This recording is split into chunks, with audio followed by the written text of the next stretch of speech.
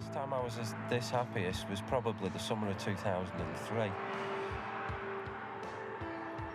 I had a management job that I'd had for a number of years.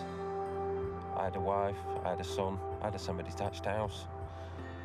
I had a brand new car. But then on Saturday the 7th of February 2004, around lunchtime, my car hit a tree in Ancoats. The phone went, it was Barry. And Barry said, look Chris, Steve's been in a crash. And I said to him, what's happened? Is he, is he in his car? Baz says it's worse than that, mate.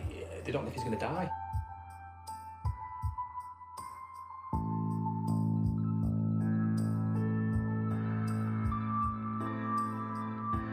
My name is Stephen Lomas.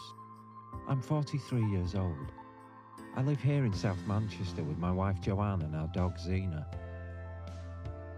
I'm currently studying at the University of Salford Media City campus for a BSc Honours degree in Professional Broadcast Techniques. 11 years ago, a car crash almost killed me. As a direct result of the accident, I have an acquired brain injury.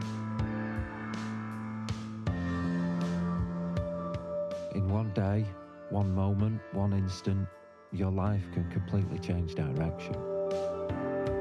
Very, very surreal.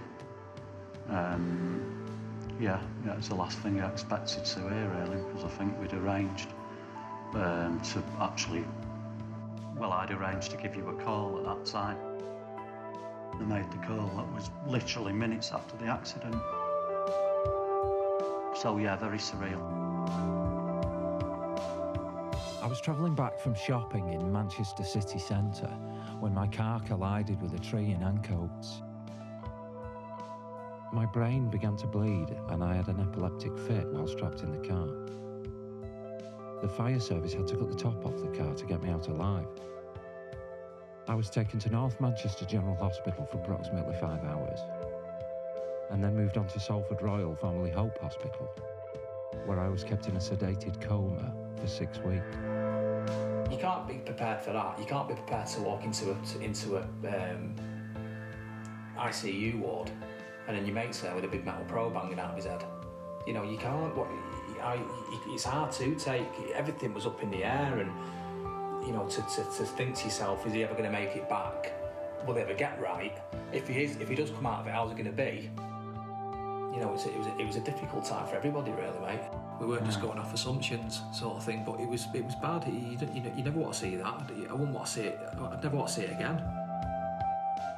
Just all very, very surreal. So therefore, pretty difficult to take in. It's a bit bizarre.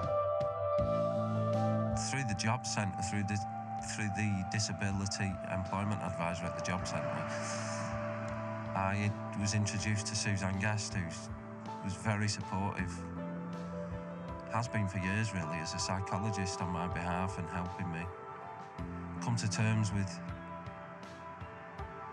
who I am post-accident, because you're a different person when you've had a brain injury. You've got a lot to deal with and cope with and understand. She obviously helped you sort of understand, or made you aware of sort of what was going on, and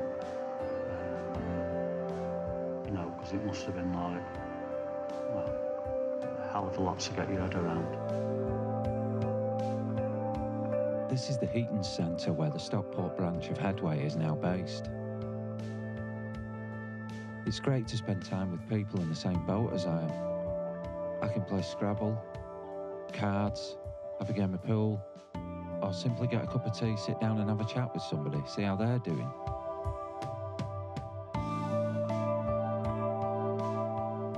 Suzanne was also very helpful because she introduced me to Headway, which is a charity I've not even heard of prior to having my car accident or my head injury. I wouldn't have even known who Headway was.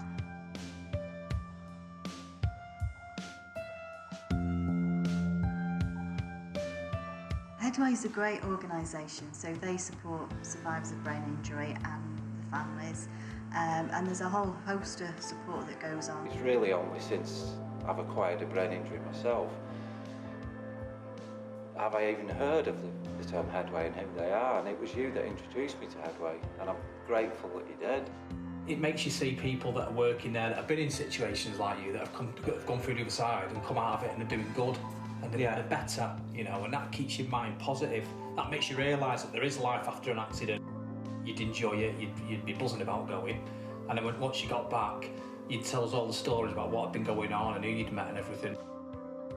I think it's vital that more people know about Headway, because, like yourself, a lot of people feel quite isolated, and I think it's good to be in a group that if you do say something inappropriate, actually it's not the end of the world, and people understand because they maybe have the same sort of problems. The last few years has taught me a lot, and Headway's been a big part of that. Suzanne's been a big part of that, and they've taught me that life doesn't stop when you've had an injury. You move on, you get on with things, and you can make a success of yourself. And I'm proving that I am making a success of my life, even though I've got an acquired brain injury.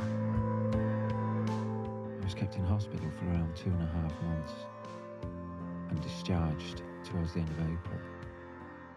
On my consultant's recommendation, and due to the fact I was going through a divorce at the time, I moved back into my mother's home under her care.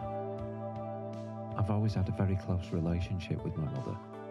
Though being so wrapped up in my own recovery, I didn't comprehend the effect my accident was having on her.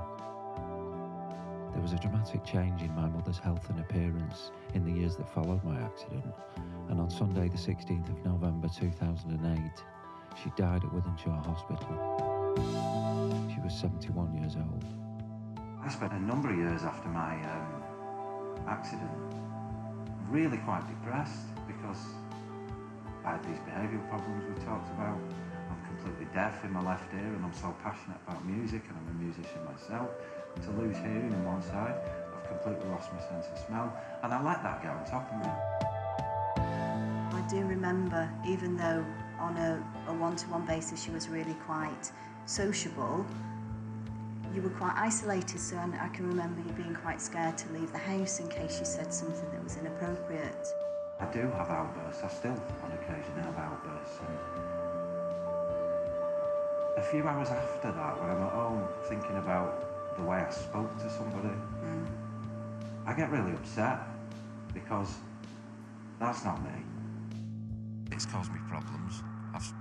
My behaviour's been a bit all over the place, as my wife will confirm. I've said things out of place because of this dysexecutive syndrome that I suffer with, where I'll say things without thinking, and 5 minutes later wished I hadn't. But you retrain your brain, as Suzanne tells me, and you can do it, and I have done it, and I am doing it, and it's an everyday battle, but it's something I'm getting on top of, and I am on top of. And it's certainly not affecting my education, which is going really, really well. So I thought, now's never a better time than ever, really, to re-educate myself. So I went to see the job centre again, and disability employment advisor, and I got put through to somebody called Rachel. I can't even remember her second name. And she's like a job coach, and she's like looking to get new employment or education or something on your behalf that you want to progress with, that you want to do and you want to move on with. People see something different and straight away they try to avoid it, and I think that's the number one thing. If someone's had a brain injury, you've got to be there for them. You can't have a friend and accept him, and then something goes wrong and then you banish them, sort of thing. You don't want to know. So with support's massive. Support's huge. Family support, friend support. It has to be number one priority with someone with a brain injury. That sense of gratitude that you've got is what's led you to start giving back to Headway and volunteering in the charity shop, which has been good on a few levels, hasn't it? Because you're looking at building up social skills around customers and things like that, and of course the charity shops raise money to help support the groups and branches around the country and help provide a service to more people. You know, to see what you've done and everything you've achieved with all your study and your work and what have you. So it's a massive plus, a huge plus, without a doubt. I'm just giving something back now, and I'm glad that I'm in a mentally strong enough position to be able to give something back. I think one of the difficulties there was that because you don't look like you've got a disability, people don't necessarily understand. And I think what I find really fascinating about brain injury is that people can be very intelligent and then have problems as well. But to have something like a brain injury, I think it carries a lot of stigma, especially with how it affects you. I'd say that your vision for your future's, my opinion's bright, and you'll reach it. I'm sure of it, 100%. And that's where I think actually making this film is a really brave and great thing to do, because society doesn't understand brain injury, and when I say what I do, people think I work with axe-wielding madmen. And actually, Mo Mowlam did most of the Northern Ireland Peace Treaty while she had a brain tumour. So, there's people out there doing really great things after brain injury, but it almost slips under the radar because people aren't looking really physically disabled. I'm here on university campus today to collect my semester 1 assignment results. Look at that, 2 assignments smashed, 69% and 70%. Who knows where I could be in another 5 years' time? I feel like I've been born again.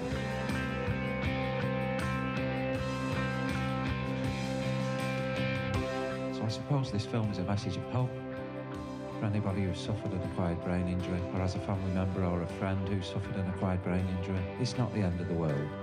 You still can make something of yourself. Chase your dreams. Do what you want to do, and above all, don't give up.